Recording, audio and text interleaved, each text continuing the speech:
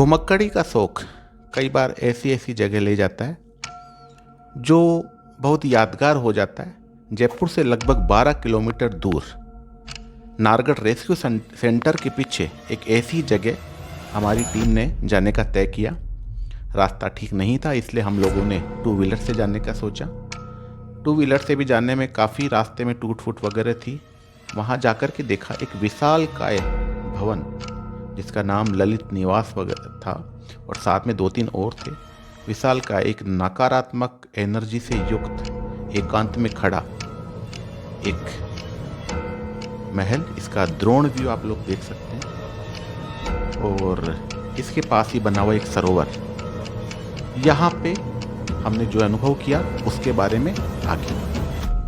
नमस्कार, आज हम आए हैं आमेर से। जब हम नारगढ़ रेस्क्यू सेंटर की तरफ हम लोग जाते हैं तो उस रास्ते पर ये है पुरानी शिकारगाह है, राजाओं के द्वारा बनाई हुई। और यहाँ पर जिस जगह पे हम लोग खड़े हैं ये जगह है ओदीराम सागर।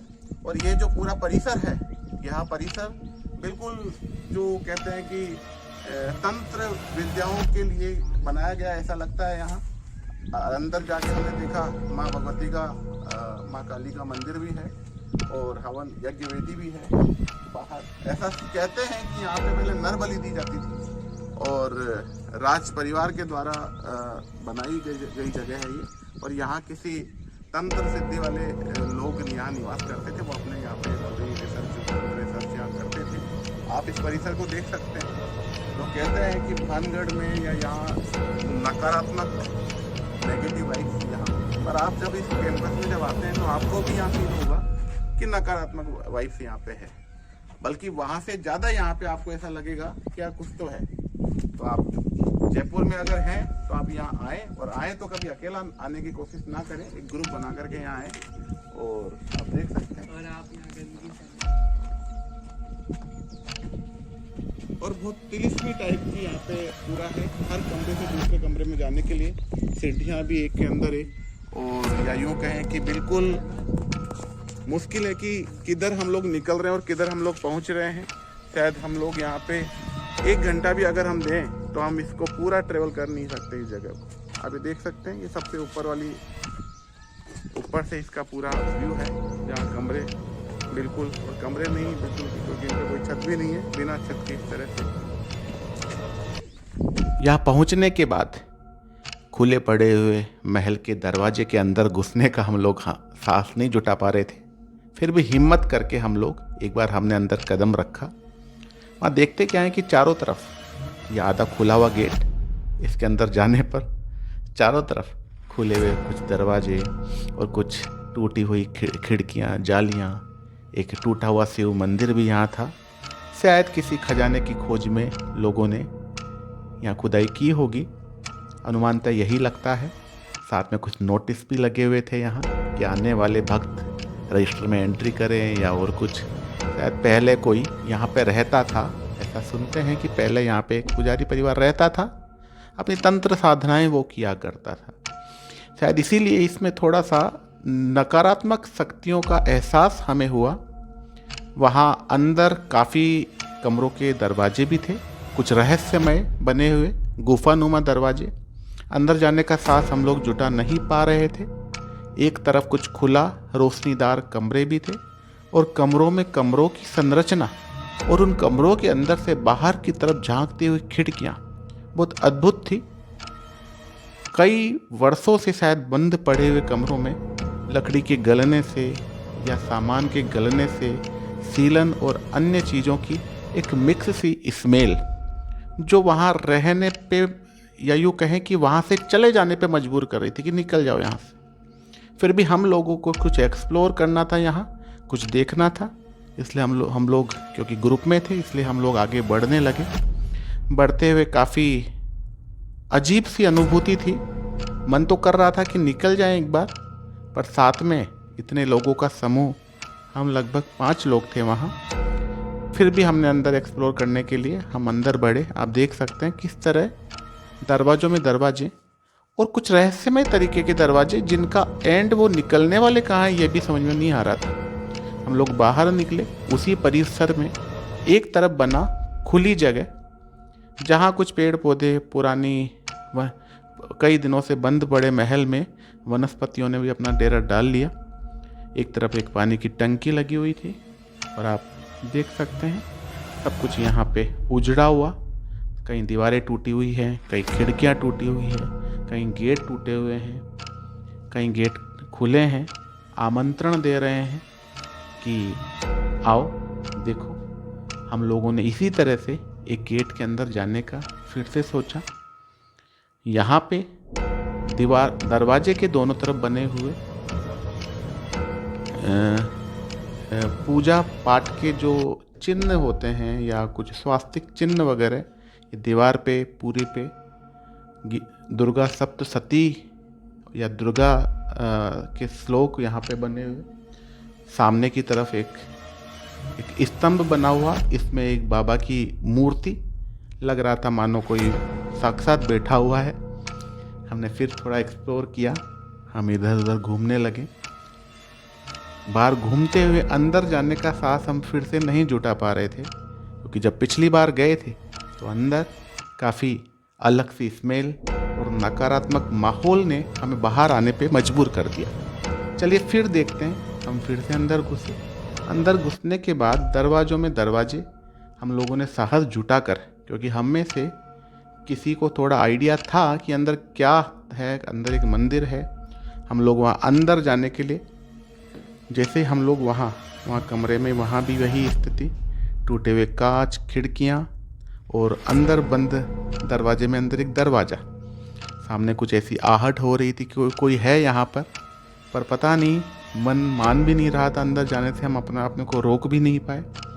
हम लोगों ने फिर आगे गेट खोल करके अंदर, ये गेट कुछ इस तरीके का था कि बिल्कुल अड़ाया हुआ था, हम लोगों से हटा करके अंदर घुसे। वहाँ एक अजीब सा माहौल, बिल्कुल सन्नाटा।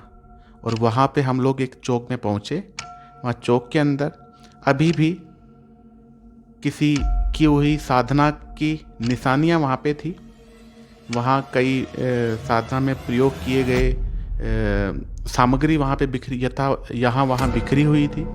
सामने हमने एक कमरे में जब झांक करके देखा, और उसी के अंदर, उसी कैंपस में जो तंत्र साधना के लिए जो बनाया हुआ थोड़ा सा हिस्सा था, उसी में बने हुए जो फ्रेश वगैरह होने के लिए सेपरेट शौचालय वगैरह भी वहाँ थे, कि वहाँ साधना में लीन कोई भी व्यक्ति बाहर आने की उसको आवश्यकता नहीं थी। फिर हम थोड़ा और आगे बढ़े।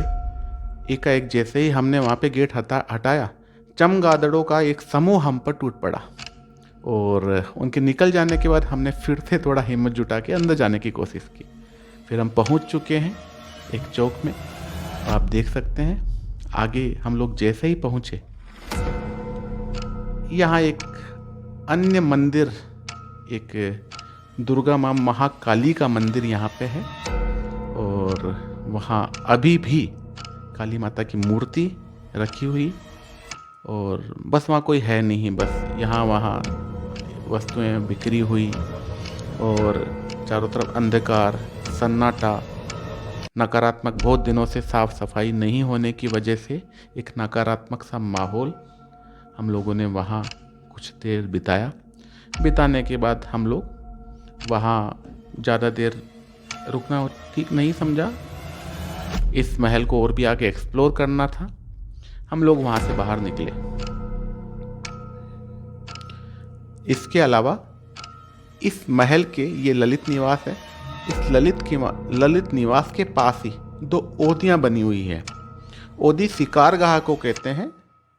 पास में एक सागर बना हुआ है, तो सागर के वहाँ जब कोई वन्य जीव पानी पीने आता है तो वह ओदियों पर से राज परिवार के लोग वहाँ शिकार करने के लिए उसके ऊपर से वहाँ शिकार किया करते थे, इसलिए जगह का नाम है ओदी राम सागर।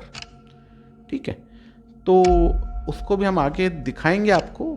और जो ड्रोन ऊपर आकाशीय व्यू जो था, उसमें आप उन 2 ओदियों को भी आप देख सकते हैं। ये यहाँ पे काली माता की मूर्ति है जो अभी भी है। हमारी टीम ने इसे देखा और महसूस भी किया इनकी शक्तियों को, और उसके बाद हम लोग यहाँ से बाहर निकले।